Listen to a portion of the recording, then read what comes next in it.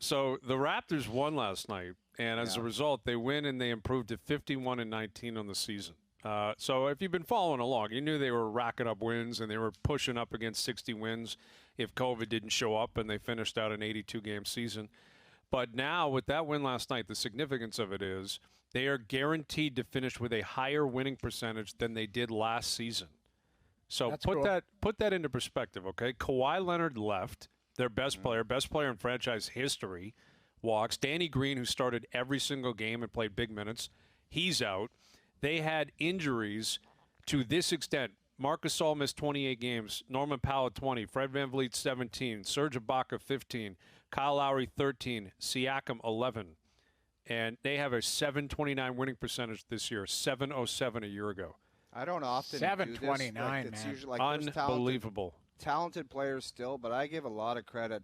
And I know your boy Dwayne Casey. He was very popular, well liked. We love him. But I think Nick Nurse is just He's a genius. I will give full credit where credit is deserved. I mean, there's no denying it. He is simply a spectacular coach. Yeah. That he's innovative. He's motivating. He understands defenses. Yep. Like he's awesome. Like he is an awesome coach. There's no other way around it. He clearly has the ear of the players. I mean, because you talk about buy-in and commitment to a plan and a philosophy. The Raptors are the epitome of that. What they have built here, this whole operation, is almost second to none in pro sports. Like there's teams like New England, teams like San Antonio for the longest time, but they've fallen off. They're not good enough anymore to be considered in that ilk. Yeah. That's where the Raptors are. Like you look at the Raptors over the past 5, 6, 7 years, like they're right there with Golden State as the team that has won the most games. Golden State went to 5 straight finals. They won 73 games in one season. And then they tailed off this year. The Raptors have not tailed off. Let me just finish this, okay? Sorry, this Brian. is Justin Kabatko, I believe, tweeted this out, he's with StatMuse. They are now the 5th defending champion in the last 20 years to finish with a higher winning percentage than the season before. That's 5 times in 20 years. We're talking the 01-02 Lakers, who went on to win a title, the 05-06 San Antonio Spurs, the 2012-2013 Heat, they won, they defended, the 15-16 Warriors, and now the 19-20 Raptors.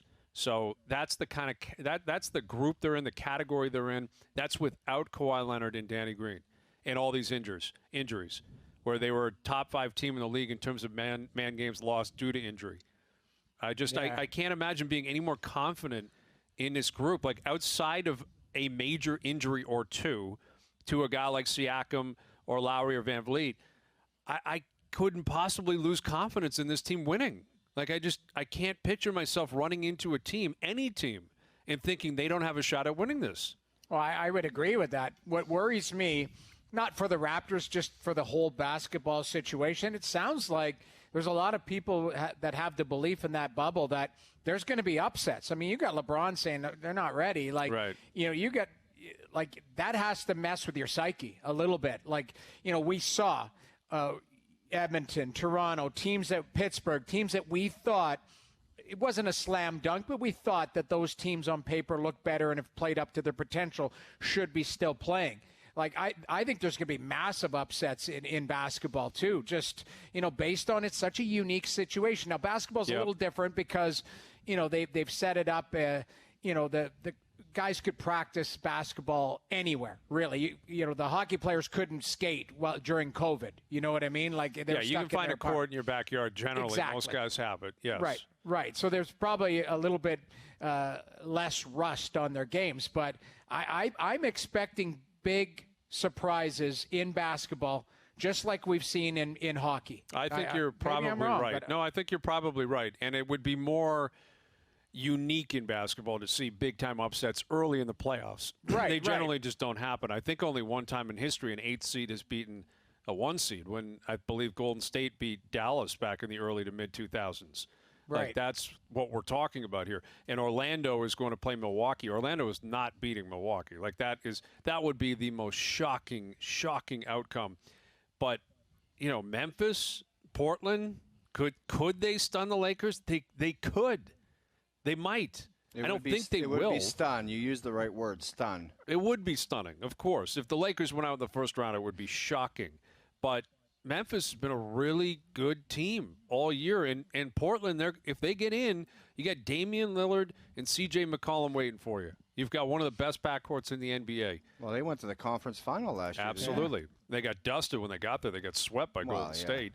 But still, they got there. You're right, So I'm with you, Noodles. I'm not convinced that the top 2 or 3 teams in the East and West just automatically roll through. Yeah, I mean, where it's been in past years a lot more predictable. Very much so. I think one thing, if anything, we've learned, especially from these NHL playoffs, is anything's possible. And I don't know if it's is going to roll over to other sports, but I would argue that basketball could be the next as far as just I think so. Without craziness. Fans, you're in a bubble. Yeah, it's just different. Everything's different. But guys' psyche are different too. Like you forget that these guys.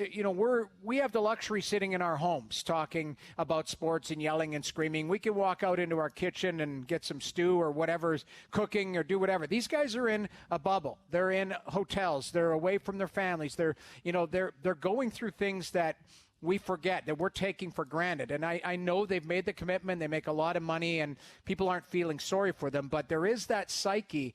And it could have an effect on them. It naturally could have an effect on how you play and how you perform. 15 or 20% of players that don't really want to be in there, you're not winning. You have to have a team that's committed to be in that hotel for 2.5 months. And that's why I feel so great about the Raptors. I mean, by all accounts, they have completely embraced the challenge.